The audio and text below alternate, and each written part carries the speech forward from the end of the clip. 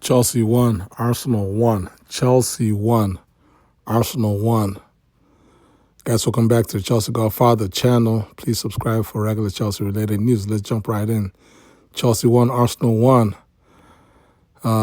With goals from Chalobah, who opened the scoring for Chelsea early in the second half, and then later in the second half,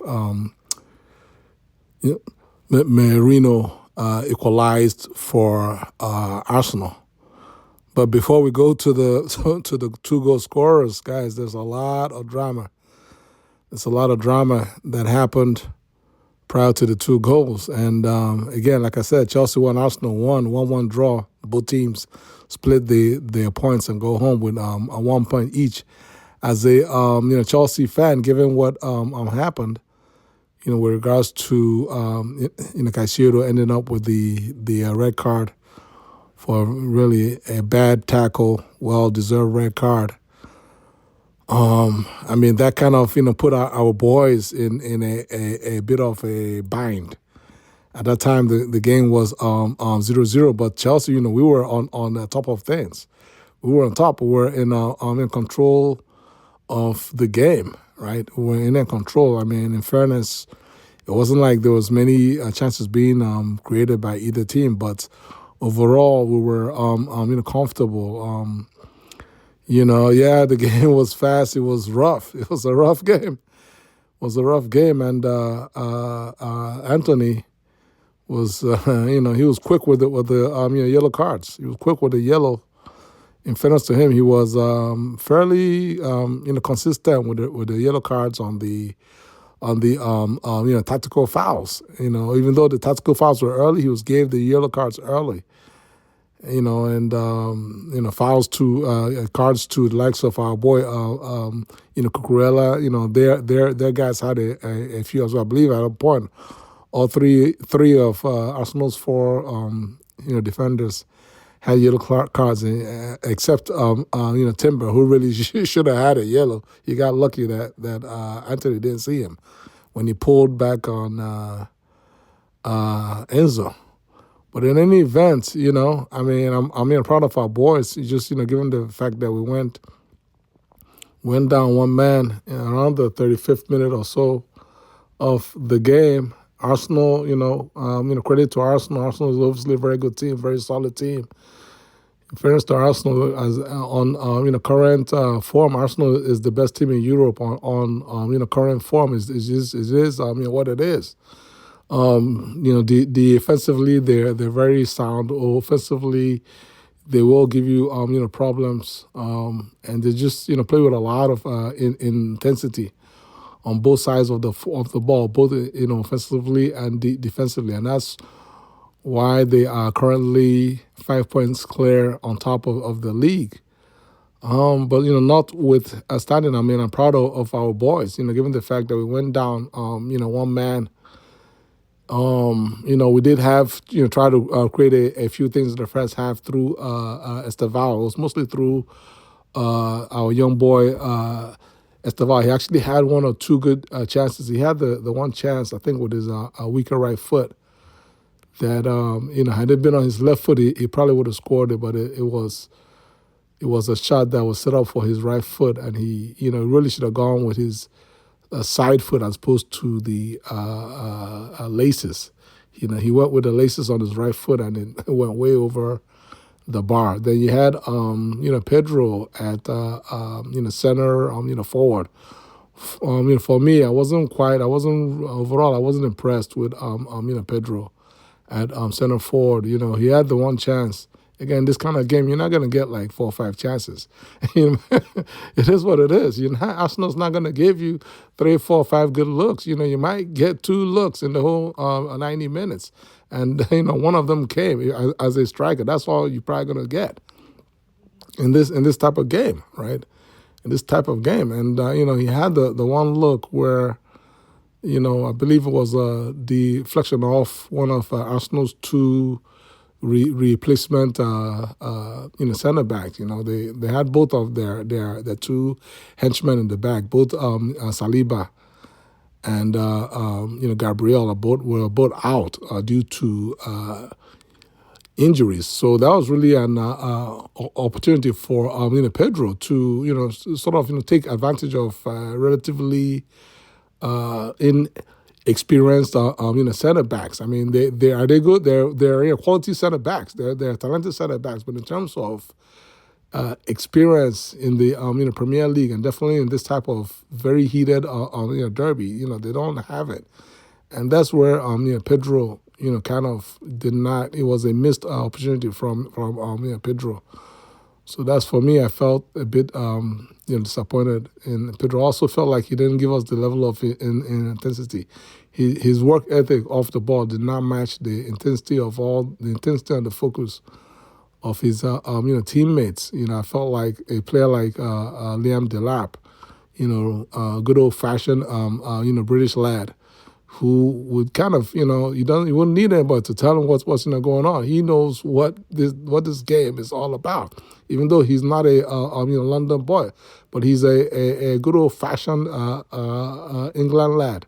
So he understands what's needed, the level of intensity, the level of seriousness, the focus, all that kind of stuff. You don't have time to be taking 2-3 touches.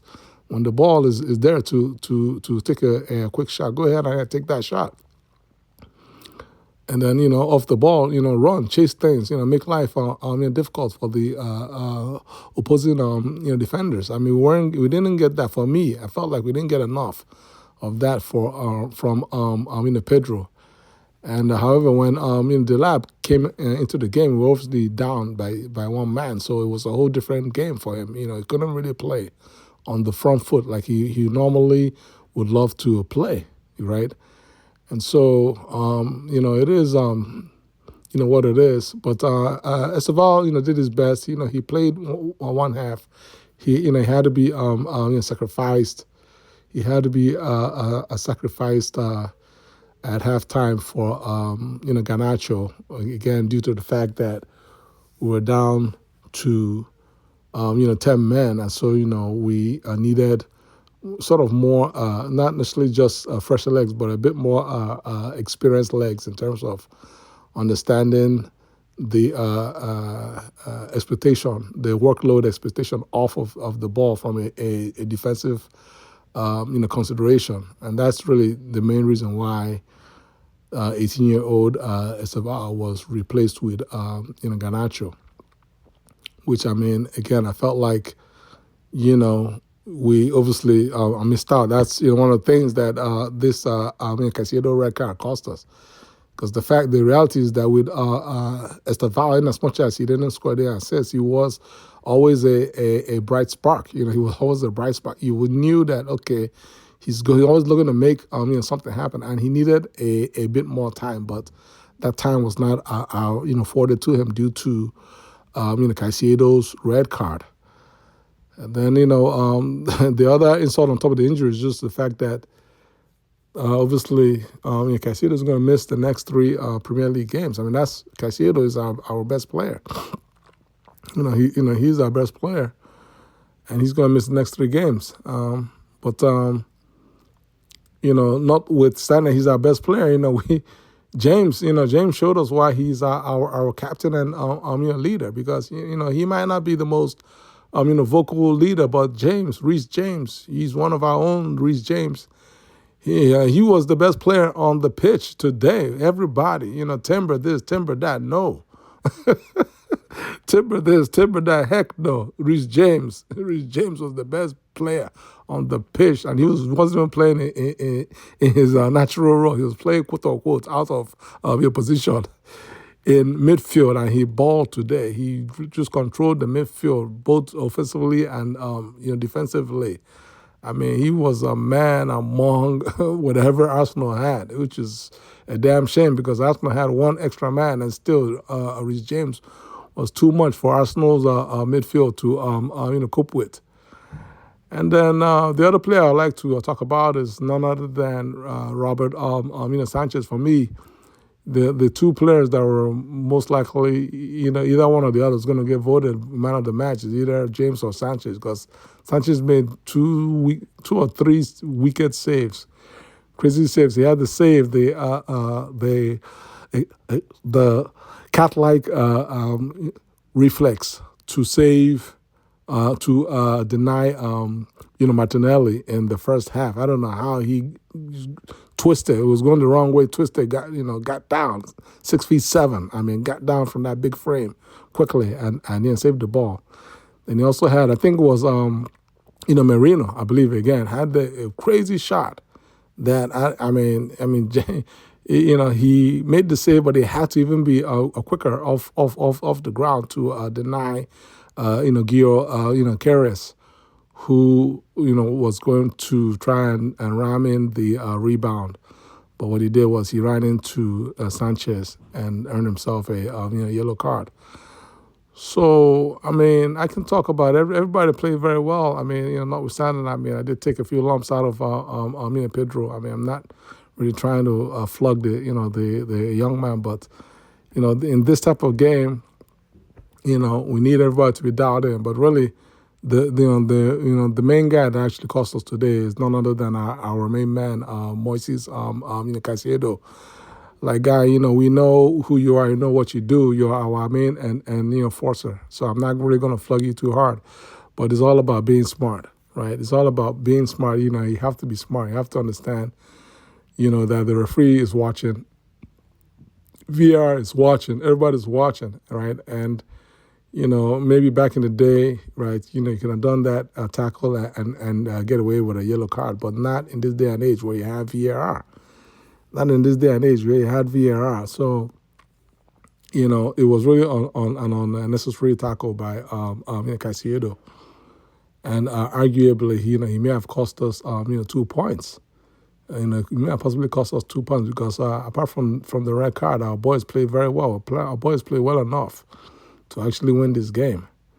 But, it ends up as a 1-1 draw. So it's one of those games where, you're happy with the 1-1 draw. You're happy with the 1 point, but you kind of left feeling a bit, dissatisfied due to the fact that we feel like the all 3 points were there for the taking because, in as much as we had 10 men, we still made quote unquote mighty Arsenal players look ordinary. Declan Rice was nowhere to be found. World's best player, Ballon d'Or, Declan Rice. Where were you? I didn't see you on the field. Timber, where was Timber? Nowhere to be found. Try harder, Timber. Try harder, because nobody saw you on the field at the bridge today. That's all I have today. Our next game is on Wednesday against Leeds away at Elland Park. Obviously no. Caicedo.